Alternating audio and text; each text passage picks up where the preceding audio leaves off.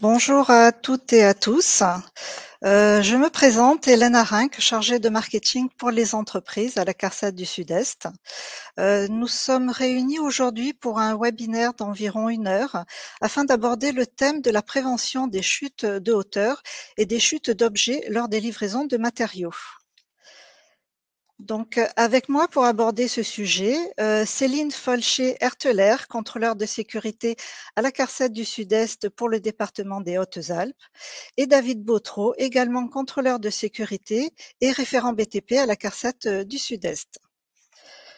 Je vois que vous êtes nombreux à vous connecter, donc c'est avec un grand plaisir qu'on vous accueille parmi nous. Alors un petit rappel, voilà, qui sommes-nous? L'assurance maladie et risques professionnels est la branche dédiée à la santé et à la sécurité au travail de la sécurité sociale. Ces missions sont déployées par un réseau de 21 caisses régionales, CARSAT, CRAMIF et CGSS, qui sont composées d'équipes de professionnels en prévention. Et nous nous appuyons aussi sur les productions et les ressources de l'Institut national de recherche et de sécurité que vous connaissez davantage sous le sigle de INRS, et nous nous appuyons également sur Eurogip qui est son relais à l'international. Alors nos missions, l'assurance maladie risque professionnel assure plus de 19 millions de salariés du secteur privé. Ces 3 missions complémentaires et interdépendantes visent à indemniser et accompagner toutes les victimes d'accidents du travail et de maladies professionnelles. Elle fixe les taux de cotisation AT1P des entreprises et elle aide les entreprises à prévenir les risques professionnels. Donc ces 3 missions nous permettent de porter un projet global de gestion des risques liés au travail. Donc aujourd'hui, nous proposons le programme suivant. Tout d'abord, nous reviendrons sur le rôle du maître d'ouvrage qui est un acteur clé de la construction. Nous verrons ensuite l'importance d'anticiper la prévention en amont lors de la phase conception du projet.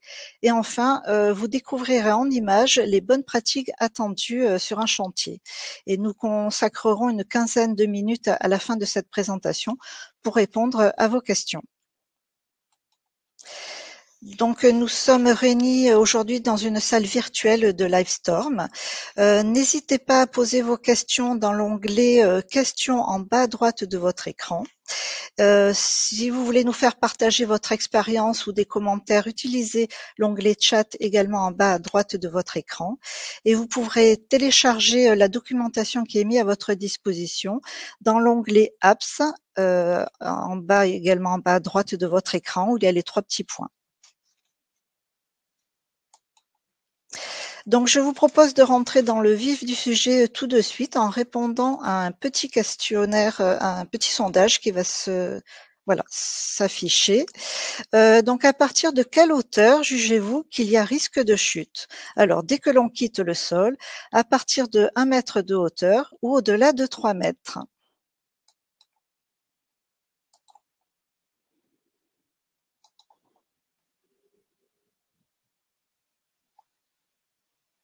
Voilà, je vous laisse quelques secondes pour répondre. Et c'est David qui va vous donner la bonne réponse.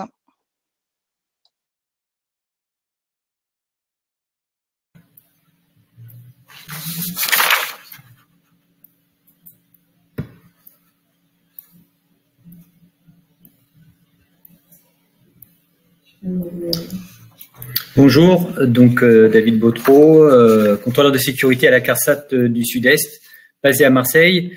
Vous avez été nombreux à répondre à ce questionnaire et à cette question dès l'instant. À partir de quelle hauteur jugez-vous qu'il y a un risque de chute? Eh bien, c'est que dès que l'on quitte le sol, avant on avait peut-être une hauteur à respecter. Aujourd'hui, dès l'instant où on a une élévation de hauteur, on est en chute de hauteur. Par rapport au sondage, on pouvait parler de 1 mètre de hauteur dans les années 65. Aujourd'hui, on protège les risques de chute de hauteur et lors des livraisons dès l'instant où il y a une élévation. Alors, je vais passer à la diapo sur les sur les statistiques. D'abord, les statistiques au niveau de la sinistralité dans le BTP, quelques chiffres. Hein. On sait tous que le BTP occupe à peu près environ 8% des salariés inscrits au régime général.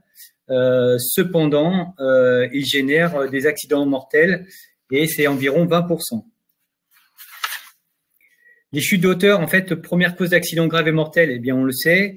Aujourd'hui, en France, selon le dernier chiffre, il y a eu environ 85 000 accidents dans le secteur du BTP.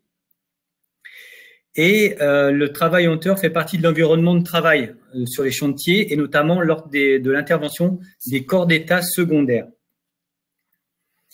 Quelques chiffres, notamment au niveau des professions.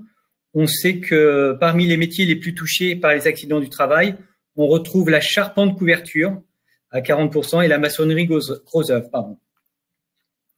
Et enfin, au niveau de ces chiffres, un chiffre que vous avez à l'écran en bas, c'est 5% du coût des ouvrages bâtis, mais c'est 5% en fait d'impact de non-conformité et de non-sécurité sur les chantiers.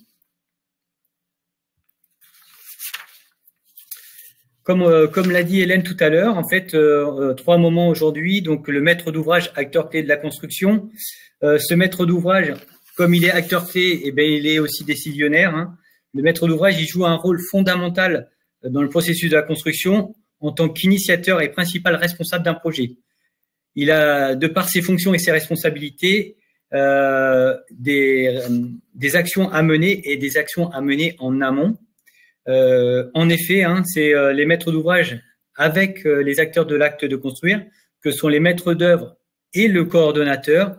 Ils doivent prendre en compte la prévention des risques professionnels lors de la conception et lors de la réalisation de l'ouvrage. Donc, c'est ce qu'on voit, hein, nous, au niveau des CARSAT, c'est qu'on travaille en amont avec les projets au niveau des maîtres d'ouvrage et des architectes et on déploie avec eux la vérification de la prévention sur les chantiers.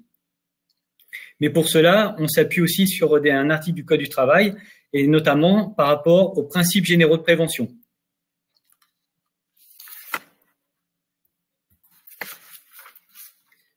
Alors, on retrouve les thèmes prioritaires, les thèmes opérationnels prioritaires.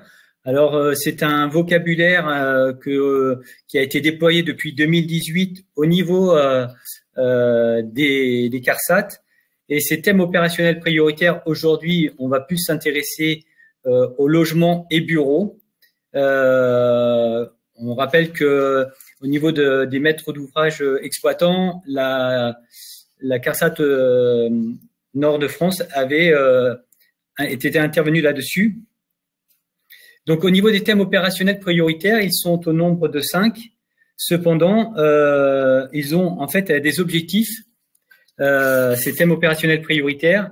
Ils apportent les éléments essentiels pour mettre en place la prévention des risques professionnels sur un chantier. En appliquant les 5 tops, vous, maître d'ouvrage, maître d'œuvre et CSPS, ainsi que les entreprises autour de l'écran aujourd'hui, ça va permettre de réduire l'absentéisme comme objectif. Il va y avoir une meilleure organisation des équipes, moins de retard sur les chantiers, une meilleure condition de travail, des réductions de turnover moins importantes, mais surtout, et ce qui est important pour tout le monde, c'est l'image de marque de l'opération. Alors, au niveau des aspects du maître d'ouvrage, comment peut-il agir? En fait, les principaux aspects du rôle du maître d'ouvrage, il va définir les besoins en amont et les objectifs avec son équipe de l'acte de construire. Il va produire et avoir son financement de projet. Il va sélectionner les entreprises avec le maître d'œuvre et le pilote. La coordination de chantier sera dénommée bien en amont du projet et au dépôt du permis de construire. Et ensuite, il va y avoir la rédaction des pièces marchées.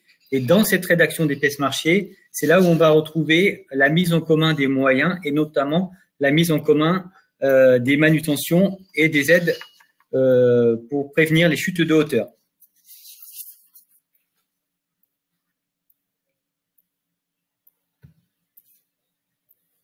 Alors, vous avez à l'écran, on a représenté à l'écran en fait une échelle en fait de temps d'un projet, hein, de l'étude à l'exploitation, voire à la déconstruction, parce qu'aujourd'hui on pourrait parler même de déconstruction.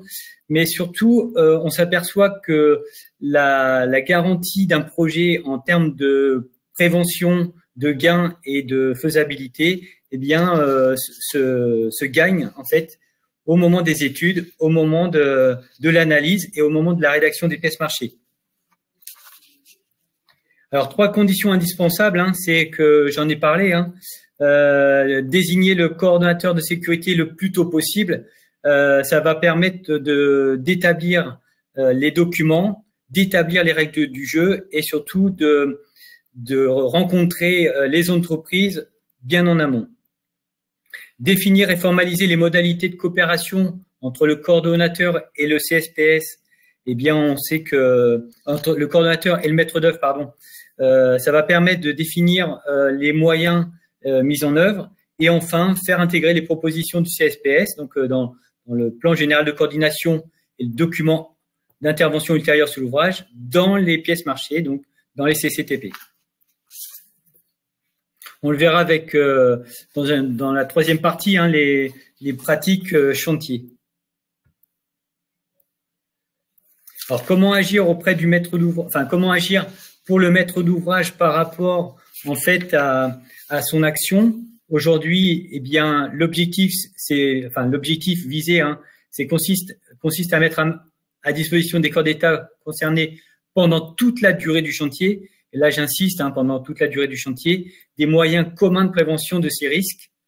Et les actions, donc, pour y parvenir au niveau du maître d'ouvrage, c'est de recenser tous les matériels et matériaux entrant dans la réalisation d'un ouvrage et tous les déchets qu'elle génère, hein, parce qu'on s'aperçoit qu'il y a des corps de métier qui génèrent énormément de déchets, même si aujourd'hui on essaye d'en générer le moins possible.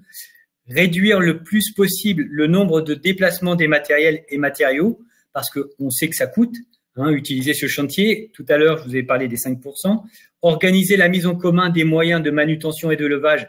Ça, c'est vraiment notre objectif. C'est qu'aujourd'hui, eh bien, on ait cette prise de conscience que sur les chantiers, on ait la mise en commun des moyens. Mécaniser et assurer la continuité des chaînes d'approvisionnement et d'évacuation. En effet, parfois, il est nécessaire de construire en amont, en usine, assembler et ensuite de préassembler sur le chantier.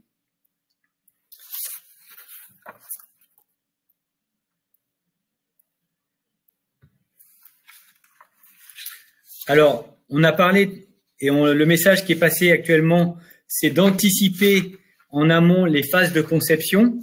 Donc, c'est ce qui va nous apporter le gain au niveau de la démarche.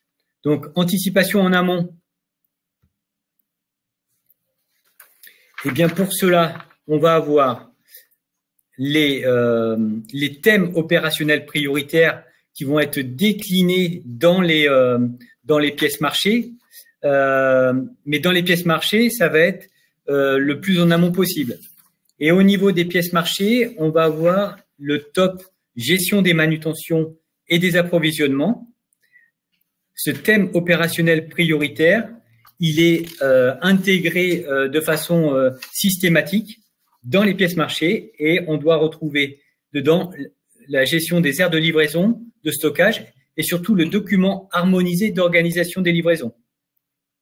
Donc, ce document harmonisé d'organisation des livraisons, il est en analyse, il est intégré au niveau du plan général de coordination par le CSPS et complété par les entreprises. Donc, au niveau de ce top 2.1, en fait, hein, c'est aire de livraison et stockage, on va retrouver l'application de la recommandation R476, document harmonisé d'organisation des livraisons, que je vous invite à télécharger sur ce support à la fin de la présentation, parce que elle vous définit les règles à déployer. Donc, dedans, on va retrouver un ou plusieurs, il va falloir retrouver le plan d'installation de chantier. On verra tout à l'heure dans les exemples donnés par Céline. est déployé sur un des chantiers. Mais son objectif, c'est quand même de retrouver l'adéquation des équipements et des lieux de travail, la coordination des différents acteurs par un meilleur échange d'informations et surtout l'organisation du chantier et la formation des différents acteurs. Concernant le deuxième thème opérationnel prioritaire qui est déployé au niveau des tops, c'est les moyens communs de manutention. Et là, ça intéresse notamment la partie corps d'état secondaire, car pour définir la livraison, pour définir le moment où on pourra intervenir, et est-ce qu'on aura encore les moyens de monter les matériaux dans les étages. Alors, les matériaux dans les étages, c'est de l'installation de la grue jusqu'à son démontage, mais avant son démontage, on va avoir d'autres moyens qui vous seront proposés. Donc, l'organisation des approvisionnements, ça va permettre de réduire au maximum les manutentions, d'améliorer les conditions d'accès des personnes à leur poste de travail. On rappelle que les TMS, notamment, sont un thème majoritaire et prioritaire au niveau des CARSAT. Améliorer l'organisation et la logistique du chantier, notamment en privilégiant la mise en commun des moyens, ça va être toute la chaîne sans briser la chaîne de manutention. Proposer pour le levage des charges un complément à la grue en ayant au préalable établi les examens d'adéquation. Concernant le troisième thème opérationnel prioritaire, gestion des manutentions et des approvisionnements, ce sont les moyens communs de manutention mis au service de l'ascenseur. Donc aujourd'hui, de plus en plus, on voit la mise en place d'ascenseurs. Et donc, dans l'écriture de vos pièces marchées, vous pourrez identifier la phrase suivante. Pour la réalisation des travaux de seconde œuvre, matériaux peu encombrants, l'ascenseur définitif est mis en service pour les besoins du chantier avant le démontage de la grue et des recettes à matériaux. C'est très important de l'identifier au niveau des pièces marchées.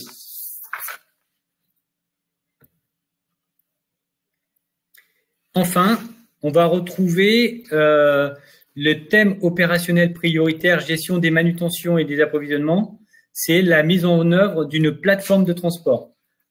Donc, pareil, identifier dans les pièces marchées, dès l'instant où vous avez fait votre analyse en amont avec l'analyse de l'opération, l'utilisation d'une plateforme de transport, ça va vous permettre de définir avec les entreprises et lors des sélections d'entreprises celles qui pourront utiliser et comment elles utiliseront les plateformes de transport.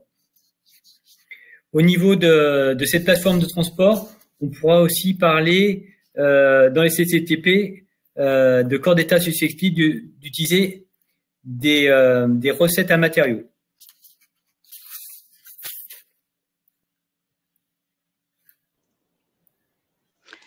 Ok, merci David pour concernant les bonnes pratiques attendues, je laisse. Vas-y. Je passe la parole à Céline. Merci David, bonjour à tous. Donc dans la continuité de ce qui vous a été présenté par David, qui a fait un focus sur la partie purement administrative, réglementaire, il vous a été proposé une aide à la rédaction que vous pourriez intégrer dans toutes vos pièces marchées. Alors bien évidemment, aujourd'hui, on n'aborde que la partie livraison à hauteur et approvisionnement et manutention. Néanmoins, il incombe à la maîtrise d'ouvrage ainsi qu'à son équipe de maîtrise d'œuvre de faire la même démarche pour l'ensemble des risques inhérents à un projet de construction, en y associant bien évidemment le coordonnateur SPS le plus en amont possible afin d'appréhender au mieux la totalité des risques et d'établir par écrit des pièces marchées les plus cohérentes possibles afin de permettre aux entreprises de répondre lors des appels d'offres de manière appropriée et prenant en compte les risques auxquels leurs propres salariés sont exposés lors des différentes phases de construction du chantier. Je vais, pour ma part, m'atteler à vous faire une présentation de ce qu'on trouverait en temps normal en termes de mesures de prévention sécurisées sur chantier, qui découlent de ce qu'on peut trouver en termes de rédaction sur les pièces marchées. Donc, ça concerne principalement tout ce qui est le transport de charges et de personnes, en passant par les grues à tour avec les recettes à matériaux, les plateformes de transport, les montes matériaux, ascenseurs de chantier et lifts de façade. Et de les premières dispositions que l'on peut trouver sur chantier, ça concerne principalement la partie gros œuvres. Et ça se traduit par l'installation de recettes à matériaux que l'on peut mettre en place devant des façades au droit des ouvertures et des balcons. Cette recette est une passerelle qui permet le stockage de matériaux à l'extérieur de la zone de ce travail. En servant de stockage provisoire, elle facilite les déplacements des charges, aussi bien pour les corps d'état techniques que pour les corps d'état secondaires. Elle a une charge maximale admissible pouvant être supérieure à 2 tonnes, donc ce qui est quand même relativement conséquent lorsqu'on a approvisionné des palettes de placo ou les chevaliers de menuiserie ou les paquets de ragréage pour le futur, voire même ni plus ni moins que les éléments pour les électriciens, etc. Elle est fixée donc sur les voiles par des attaches volantes et doit sa mise en place par l'utilisation impérative de la grue à tour, eu égard à son poids et à son encombrement. Elle est identique à une console sur lesquelles on vient positionner les banches pour pouvoir faire les murs, mais elle est dimensionnée pour pouvoir réceptionner des charges beaucoup plus importantes qu'une simple console. Donc sur la première image, vous pouvez constater qu'on a en partie supérieure ces fameuses consoles de chantier où les salariés du gros œuvre finissent de terminer les voiles supérieures. Et sur les niveaux inférieurs, on a donc un mixte entre les recettes à matériaux et également les plateformes sur tour d'étaiement, qui permet, selon le niveau d'avancement en termes d'avancée de travaux, de permettre et de faciliter l'approvisionnement selon les étages. Sur la photo numéro 2, ni plus ni moins qu'une recette à matériaux qui approvisionne au 2e étage, et sur la dernière pour la partie R+3, sachant que sur ce chantier-là, le 4e niveau est accessible par le dessus, puisqu'on a des terrasses qui sont exportées et qui permettent sans aucune gêne de pouvoir approvisionner avec la grue sans se servir d'une recette à matériaux. Alors l'avantage de ces dispositifs-là, c'est que ça permet donc du coup l'approvisionnement des marchandises de volume et de dimensions importantes, comme je le disais, sur les niveaux inférieurs, sans pouvoir gêner la continuité des travaux du gros œuvre, voire du charpentier, la partie travaux charpente couverture. Ensuite, on a une autre possibilité de permettre un approvisionnement tout en sécurité, sans avoir la nécessité d'utiliser la grue à tour, c'est de pouvoir procéder aux approvisionnements avec les grues auxiliaires. Ce dispositif-là peut être mixte, peut être mis en complémentarité des recettes à matériaux selon la configuration du chantier. On peut imaginer recettes à matériaux d'un côté et sapine façade opposée pour pouvoir permettre une alimentation conjointe selon les avancées par rapport au niveau, et permettre l'approvisionnement des corps d'état secondaires au niveau inférieur. Donc la première image, ça concerne une sapine à matériaux qui est située au 3e étage et qui permet, via un camion grue à bras auxiliaires, d'approvisionner à l'aide d'une fourche les paquets en palette, aussi bien pour l'électricien, que pour le chauffagiste, que pour le carreleur, enfin pour tous les corps d'état secondaires et les travaux de finition. Pour la partie de la photo numéro 2, on a une intégration de 2 sapines au sein d'un échafaudage de pied qui n'a vocation seule que de protéger les travaux en périphérie de la couverture et qui a été lui-même rehaussé pour permettre la protection contre le risque de chute au niveau des chiens assis. Ces sapines à matériaux permettent en position en quinconce comme elles le sont de pouvoir alimenter par le dessus avec un chariot les différentes palettes que les fourches utilisées par le camion grue à bras auxiliaires. Pareil pour la troisième photo, avec une particularité, c'est que ces sapines sont intégrées à un échafaudage de pied qui a plusieurs vocations. La première, de permettre les travaux de façade pour tout ce qui pourrait être l'ITE, bardage, enduit, travaux de finition autour des ouvertures extérieures, mais également en protection périphérique des travaux de couverture, comme c'est le cas là, avec des REOS intégrés pour permettre les protections collectives aux droits des lucarnes et divers chiens assis. L'avantage de ces dispositifs, c'est que ça permet des approvisionnements à pied d'œuvre, aussi bien en utilisant, comme je disais, la grue à tour que le camion grue à bras auxiliaires utilisé par les camions de livraison des négoces en matériaux et autres fournisseurs. Les sapines permettent également l'évacuation des gravats et des déchets en y installant des bennes à déchets dédiées lorsqu'on en arrive à la phase des travaux d'évacuation, ou lorsque ce sont des éléments de placo plutôt plats, de pouvoir les empiler et sangler, de faciliter leur évacuation également. Leur implantation n'empêche en rien la continuité des travaux, quels qu'ils soient, à l'intérieur et à l'extérieur des bâtiments, pour peu que l'on ait anticipé l'organisation et l'implantation de ces dernières.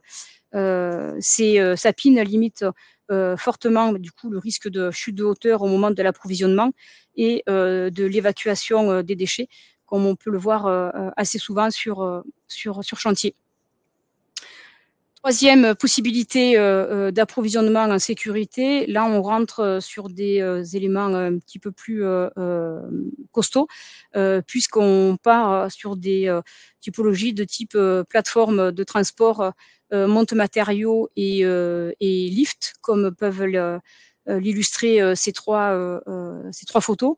Là encore, on est dans des typologies de bâtiments, aussi bien sur du bâtiment d'exploitation que sur un bâtiment existant, un lycée, ou alors des bâtiments de construction de bureaux de plusieurs étages, où l'approvisionnement en grande quantité est nécessaire et facilite une organisation et une logistique plus poussée, comme c'est le cas pour la troisième photo. L'avantage de ces éléments-là, c'est qu'elles ont un grand pouvoir de charge de transport et peuvent être également mises à disposition pour le transport de personnel en fonction de la hauteur à atteindre pour aller au poste de travail. Et ça permet surtout de pouvoir rentrer un volume important sur palette sans être obligé de dépalettiser pour ensuite repalettiser si on devait se retrouver à approvisionner manuellement par les escaliers, comme on le constate encore bien trop souvent sur les chantiers lors de nos contrôles. L'avantage de ces dispositifs, c'est que ça donne une grande souplesse dans la durée et l'emplacement. Ça permet d'avoir une sécurisation au niveau du transport de charge et ça réduit considérablement la pénibilité des salariés intervenants, puisque, comme je le disais, la dépalettisation est quasi nulle, puisqu'on permet là aussi par anticipation de pouvoir identifier et mettre à disposition des contenants déjà préétablis, tenant compte de la configuration du moyen mécanisé de transport mis à disposition pour approvisionner à pied d'œuvre. Donc ça réduit de fait les manutentions manuelles. Ça permet d'améliorer considérablement les conditions de travail des salariés et de ne pas avoir à emprunter les escaliers. C'est un complément clair et important à la grue à Tours, ce qui permet à la fois d'utiliser ce type d'équipement d'approvisionnement tout en permettant aux grosses œuvres de continuer à utiliser la grue dans son processus et ses modes de construction pour manipuler les passerelles et les banches qui ne peuvent être déplacées que par l'aide de la grue. Tous ces éléments-là concernent les enjeux de la logistique qui permettent d'avoir une partie économique non négligeable, comme le faisait remarquer David en tout début. En effet, si on constate la part de la main-d'œuvre actuellement affectée aux manutentions, on est de l'ordre de 40% pour le second œuvre, ce qui est quand même énorme quand on sait qu'au-delà de ça, le salarié n'a toujours pas commencé à faire les travaux pour lesquels l'entreprise a été missionnée et pour lesquels elle a répondu à l'appel d'offres. Donc, plus on réduira à son niveau le plus bas possible l'exposition des salariés dans la manutention manuelle, mieux les travaux seront faits, moins il y aura de casse et bien évidemment, moins il y aura de levée de réserve in fine. Donc, ce dispositif de mise en œuvre peut être intégré par le maître d'ouvrage au préalable dans les pièces marchées, dans un lot particulier qu'on pourrait appeler un lot logistique et qui contribuerait à affecter ces dispositifs-là à une entreprise donnée ou à un lot attitré, de manière à ce que les entreprises sachent les moyens mécanisés mis à disposition. Donc là, on est dans cette phase-là où on est encore grosse œuvre, corps d'état secondaire. Dernier élément tout aussi important qui permet de réduire l'exposition aux manutentions manuelles et du coup faciliter le port de charge dans les étages supérieurs, c'est la mise en service de l'ascenseur définitif pour les besoins du chantier, avec tout ce que ça implique de protection de cabine, de disposition d'éclairage et de moyens alternatifs d'aide à la manutention pour pouvoir livrer les marchandises dans les étages, comme on peut le constater sur la troisième photo où on a un transpalette manuel qui approvisionne les paquets de carreaux. Tout comme ça l'a été sur la photo numéro 2, où tous les paquets de ragréage de sol ont été approvisionnés par l'ascenseur afin de faciliter du coup considérablement les approvisionnements et permettre aux carreleurs de pouvoir finalement manipuler les sacs que sur le niveau et dans la zone dans laquelle il a besoin pour les utiliser. Pour ce qui est de la partie protection de cabine, on se retrouve finalement à avoir une intérieur de cabine secondaire qui n'a aucun impact de dégradation sur la cabine définitive qui, elle, sera mise en service une fois la livraison effectuée. Ça permet de pouvoir desservir tous les niveaux, quels qu'ils soient, du sous-sol au dernier niveau accessible, et en étant tout le temps en service, facilite les livraisons. Ça permet surtout et aussi à tout ce qui est faible volume de charge pour pouvoir être approvisionné par les ascenseurs, puisque, comme on le sait, les ascenseurs n'ont pas une capacité très grande. On peut varier entre du 600 kg à 800 pour des ascenseurs communs, et voire plus si c'est des monte-charges dédiés en phase exploitation. David, tu veux rajouter quelque chose? Oui, Céline, en fait, au niveau des remarques et des suggestions en fait qui est sur le fil de l'actualité de cette présentation, on voit bien en fait que les sols sont à niveau avec les sols en construction, mais surtout avec l'ascenseur, et tu l'as bien précisé. Une protection de cabine, c'est environ 500 € et un sol qui arrive à fleur pour utiliser les transpalettes dans les circulations. Merci. Oui, c'est ce que j'allais finir de dire. Merci de l'avoir anticipé. Oui, en effet, les ascenseurs ne peuvent être mis en service et correctement utilisés que si ils sont installés comme si c'était finalement une livraison définitive, donc avec un seuil qui arrive au même niveau que le plancher, afin de permettre une livraison cohérente et d'éviter de dégrader le seuil entre ascenseur et seuil du palier. Donc, bien évidemment, c'est un point important et majeur à faire. Pour permettre en tout cas la mise en œuvre de toutes ces bonnes pratiques que je viens de vous montrer, alors il y en a bien évidemment d'autres, on vous a montré celles qui sont les plus courantes quand elles sont anticipées et prévues. Mais pour ça, il est impératif en amont d'évaluer les besoins comme vous l'a annoncé David au début.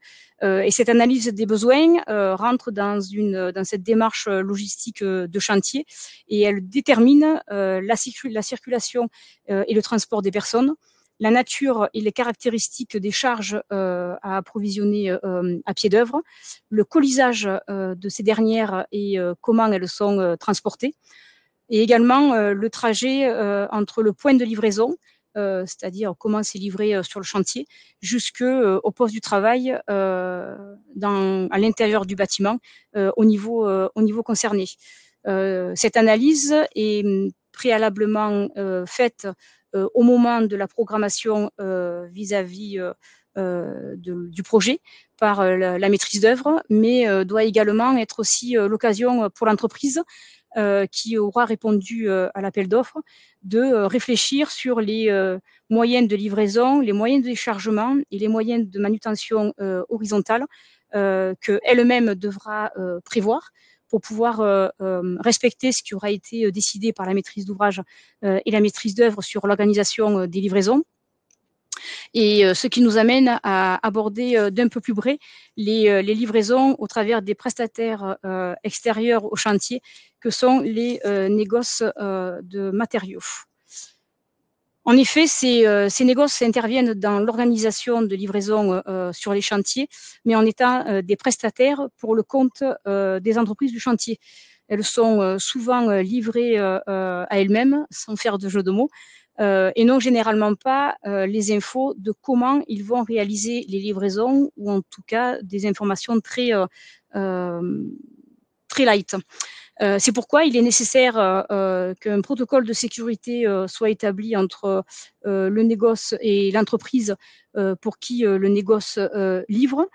Ce dernier doit intégrer différentes informations fournies à la fois par le client, mais également par le négoce, afin que l'ensemble des éléments des deux côtés permettent de bien identifier les besoins de l'un et de l'autre pour pouvoir faire une livraison la plus juste, la plus sécurisée et la plus adéquate possible, eu égard aux matériaux et marchandises à livrer.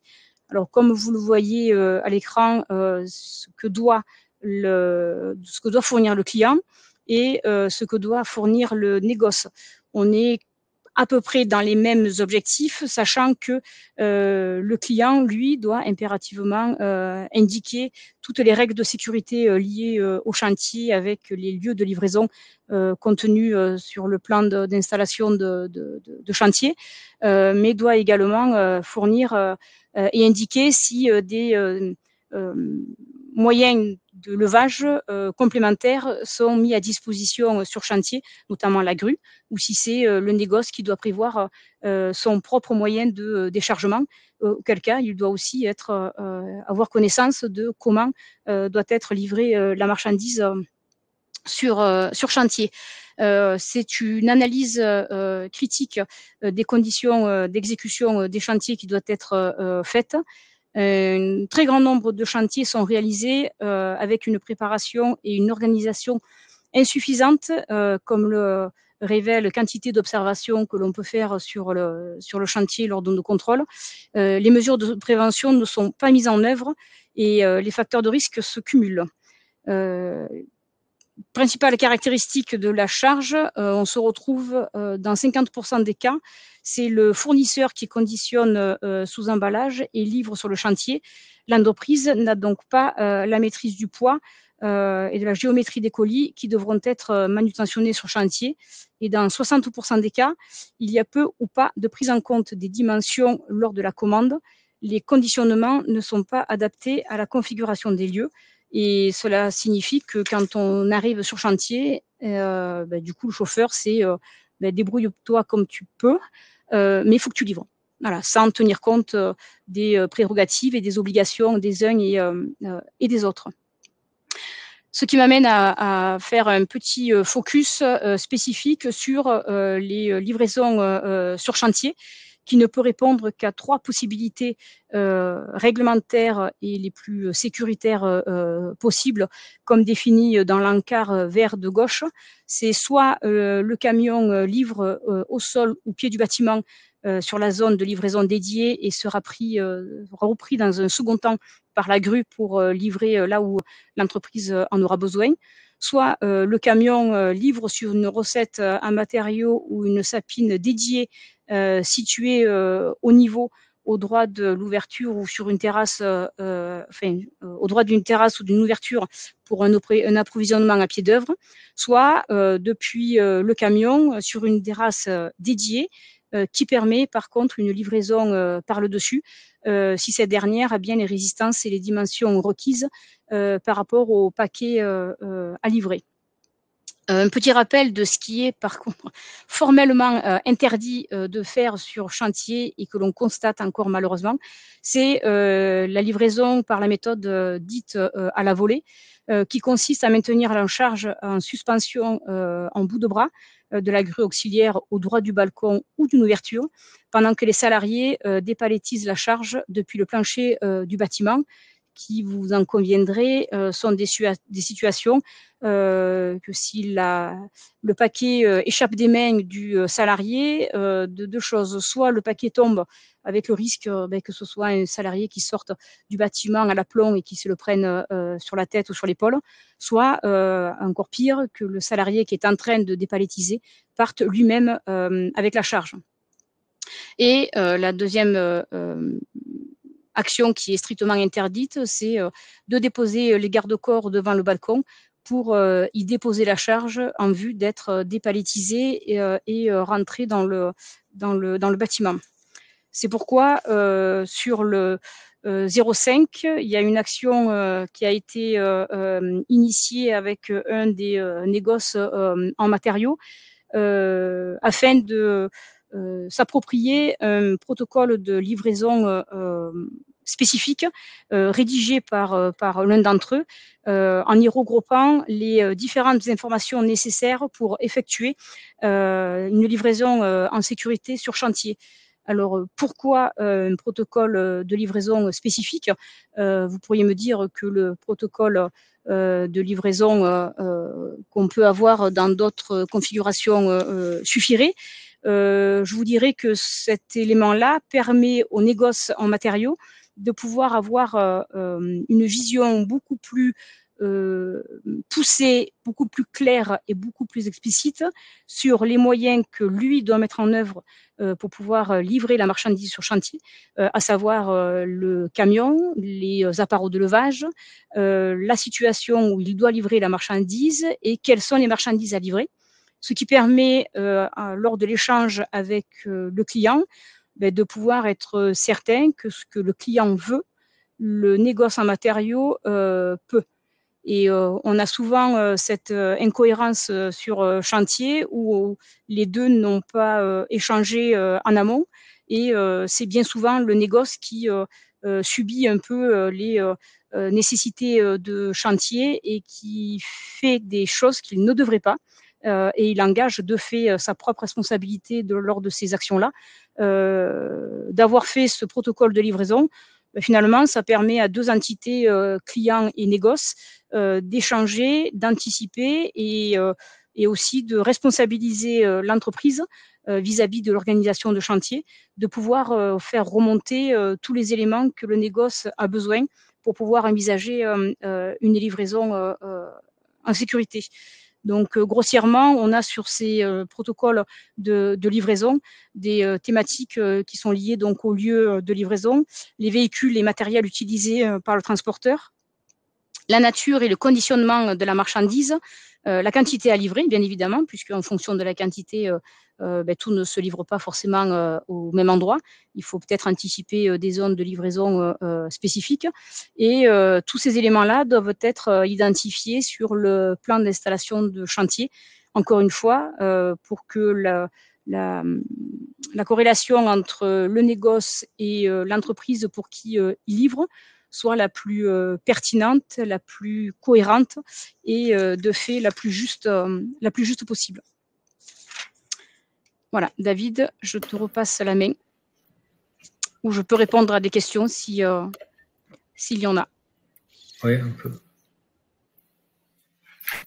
Il y a des questions, Céline, mais on termine la présentation et puis on répondra à l'ensemble de l'auditorat. Ok.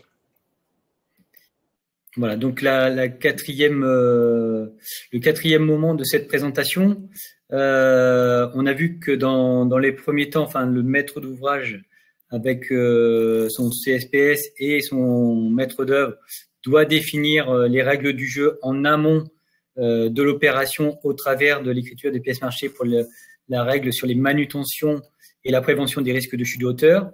On a vu des exemples. Et sur cette quatrième partie, ce sont les aides financières apportées par la CARSAT au niveau du top BTP, du FIPU et la Convention nationale d'objectifs aménageurs.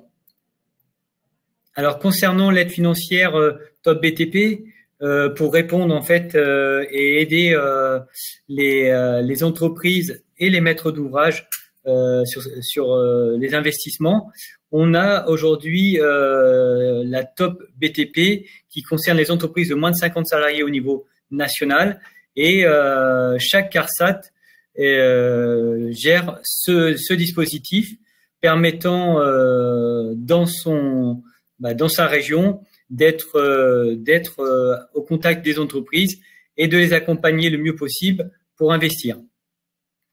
Ça va concerner au niveau du top BTP 2024, concernant la partie passerelle de franchissement, notamment par rapport aux manutentions, l'acquisition d'échafaudages, montage, démontage en sécurité, les plateformes amaçonnées permettant en fait d'ériger les murs au travers de dispositifs qui s'élèvent au même moment que la construction du mur. Et aussi, on a la formation à la coordination CSPS niveau 3 et la formation notamment de la mission CSPS sur les chantiers de maisons individuelles. C'est une nouveauté. Pour ceux qui sont connaisseurs par rapport à la 2023, la partie manutention est passée dans le FIPU. Sans transition, on a la subvention, donc maintenant prévention par rapport au FIPU. Cette aide financière, en fait, concernera, on va dire, tous les établissements après, en fait, analyse des dossiers par les CARSAT pour savoir s'ils sont éligibles. Mais cependant, ça ouvre un peu plus l'éventail des effectifs. Bien sûr, vous aurez la présentation et donc vous retrouverez le tableau de présentation. Et le troisième dispositif, c'est un dispositif qui s'adresse aux bailleurs sociaux, aux promoteurs immobiliers et aux constructeurs de maisons individuelles. Il concerne en fait la Convention nationale d'objectifs pour les aménageurs et urbanisme et va permettre à ces maîtres d'ouvrage de pouvoir être accompagnés dans un premier temps d'une façon technique au niveau CARSAT et ensuite une analyse sera faite pour savoir si le dossier est éligible au niveau financier. Concernant les principales mesures retrouvées dans cette Convention nationale d'objectifs, on va retrouver aussi la formation pour en fait faire monter en compétence une personne sur une culture de prévention, les études techniques concernant les études géotechniques, le matériel pour la prévention, et ça va concerner la mise en place de ce qu'on appelle les bases de vie, vulgairement. Et enfin, le matériel concernant le nettoyage et la gestion des immeubles par la suite. Donc, ce sont 3 dispositifs qui sont à votre disposition via vos contacts CARSAT. Donc, n'hésitez pas à solliciter vos contrôleurs de sécurité et vos ingénieurs conseils qui sont en charge de vos suivis. Alors, pour aller plus loin, je passe la parole à Hélène. Merci David. Oui, avant d'aborder toutes vos questions, quelques informations supplémentaires justement si vous voulez approfondir ce sujet. Nous vous proposons une documentation très riche avec notamment les fiches top des thèmes opérationnels prioritaires que l'on vous a présentés. Nous avons aussi les recommandations R476 et R477 et ainsi que d'autres ressources documentaires abordant la prévention dans les chantiers de construction. Donc vous pouvez télécharger l'ensemble de ces documents dans le petit onglet Apps en bas à droite de votre écran et également télécharger cette présentation. Vous pouvez également nous retrouver donc sur 2 sites de référence, amélie.fr/entreprise et le site de l'INRS. Vous pouvez également suivre toute notre actualité au travers des réseaux sociaux et notamment en vous abonnant à notre page LinkedIn. Et si vous voulez nous joindre par téléphone, le 36 79. David, un petit mot sur la campagne chute. Alors aujourd'hui, la campagne chute, en fait, c'était ce webinaire entre dans notre dispositif au niveau de la CARSAT Sud-Est, en fait, dans l'échéancier de mise en application de la prévention des risques de chute de hauteur. Et on est aussi à la veille, en fait, d'un lancement au niveau de la campagne parce que ça n'arrive pas qu'aux autres. Campagne que vous avez pu déjà voir relayée sur les réseaux sociaux, mais notamment c'est porté par l'OPP-BTP, accompagné par la CNAM et les CARSAT auprès des dispositifs, auprès des entreprises dans les régions. Donc il y a un site éphémère prévention OPP-BTP campagne chute de hauteur. Cependant, nous au niveau des CARSAT, on a des dispositifs qui vont pouvoir étayer cette campagne chute de hauteur. Merci David. Alors on va reprendre les quelques questions qui n'ont pas été traitées pendant ce webinaire. Déjà, quelle est la différence entre une recette et une sapine? Peut-être Céline? J'arrive. Alors, la différence entre la recette et la sapine. La recette, comme je le disais au tout début, se manipule avec la grue et c'est un élément déjà préexistant dans sa modularité, fourni par des fournisseurs comme Usor, Sateco ou autres, qui se déplie, qui s'élingue et qui s'accroche au même titre qu'une plateforme de travail en encorbellement appelée communément console sur des éléments traversants sur le mur béton. Pour ce qui est de la sapine, cette dernière démarre depuis le sol, se monte comme une tour d'étaiement, mais a la particularité de pouvoir réceptionner un certain poids pour peu qu'elle soit dimensionnée au préalable par le fournisseur. Et elle s'intègre parfaitement bien à une autre structure que sont les échafaudages de pied ou autres, mais peuvent également démarrer depuis un balcon et alimenter le niveau supérieur. Voilà, la différence se régit spécifiquement dans ces 2 particularités-là. Toujours concernant les sapines implantées sur un échafaudage sont-elles également soumises à réception? Affirmatif. Bien qu'elles soient intégrées à l'échafaudage, elles ont aussi la vocation d'être solidaires du bâtiment, puisque c'est une plateforme qui vient au droit de l'ouverture et dont le niveau est au même seuil que le plancher si on est sur une porte-fenêtre ou sur un balcon avec un petit seuil de rattrapage pour reprendre le relevé d'étanchéité, mais elle est soumise au même titre que d'une tour d'échafaudage, qu'un échafaudage de pied à réception. Merci. Une question concernant les formations. Quelles sont les formations que doivent avoir les salariés pour l'utilisation des différents équipements?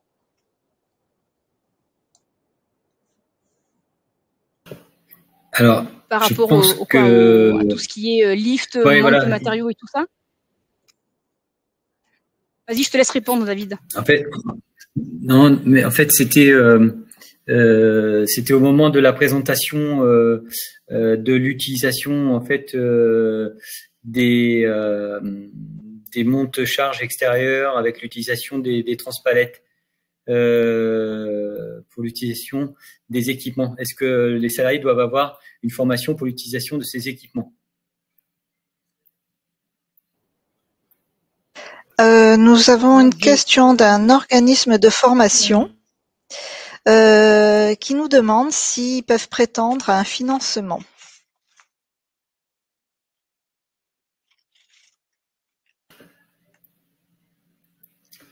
Alors, la réponse, ça va être, faut préciser quel type de financement, mais c'est surtout avant le financement, on a bien vu que l'objectif, c'est déjà de définir les moyens communs de manutention et de prévention des risques de chute de hauteur. Ensuite, les financements pour les formations viendront dans un deuxième temps, suivant si c'est réglementaire ou si c'est d'utilisation d'équipements de travail. Une question concernant le protocole de sécurité. Faut-il un protocole de sécurité lorsque le livreur appartient à l'entreprise qui intervient sur le chantier? Alors, le protocole de sécurité devra être rédigé. À la différence près, c'est qu'il le fait pour lui-même. C'est une garantie de s'assurer que la livraison que l'entreprise a prévue sur le chantier est bien en cohérence avec les zones de livraison, les moyens utilisés pour approvisionner à pied d'œuvre, la grue à tour ou son propre camion de chargement. Et ça permet surtout de rien oublier avant de quitter le dépôt et de se risquer d'arriver sur chantier puis de se dire ben non finalement je passe pas ou j'ai pas la possibilité de décharger comme je le voudrais. Donc ça permet d'avoir voilà de faire un état des lieux au préalable. Merci. Oui, vas-y. Et je rajouterais aussi, je renvoie aussi à la recommandation R476 qui expose et explicite justement les moyens à mettre en œuvre et les différentes étapes à respecter, notamment au niveau des livraisons et des protocoles. Et j'insiste sur en fait l'importance du plan d'installation de chantier qui sert en amont, mais qui sert en aval et qui est distribué auprès des fournisseurs et notamment des fournisseurs de matériaux. Alors, on va répondre à une dernière question. Existe-t-il des subventions ou aides pour permettre l'acquisition de plateformes spécifiques?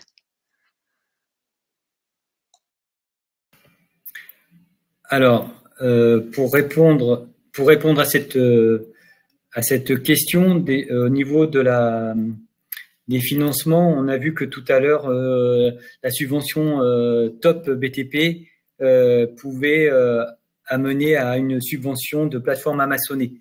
Cette plateforme Amazonée permet d'être toujours à niveau pour ériger son mur et donc de créer son ouvrage spécifique avec l'utilisation soit de moyens comme la grue pour la déplacer ou de moyens de manutention spécifiques. Merci. Ce webinaire touche à sa fin. S'il y a certaines questions que l'on n'a pas traitées, ne vous inquiétez pas, on s'engage à vous apporter une réponse après ce webinaire par mail.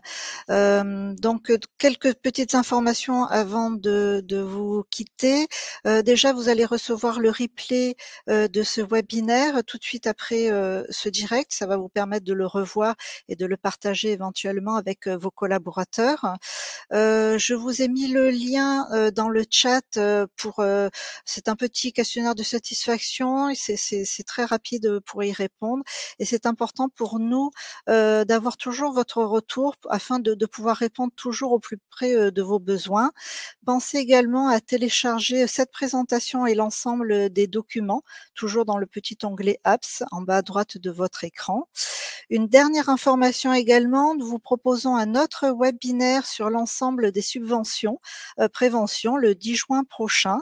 Donc, si vous souhaitez vous y inscrire, rendez-vous sur l'agenda du site internet de la CARSAT Sud-Est. Et avant de vous quitter, donc je remercie Christophe Desplat et Vincent Bruni de l'ACNAM, ainsi que l'ensemble des caisses régionales qui ont relayé ce webinaire. Un grand merci à Céline Folchier-Herteler et David Bautreau pour la préparation et l'animation de ce webinaire. Et puis merci à vous pour votre participation active. Et puis à très bientôt.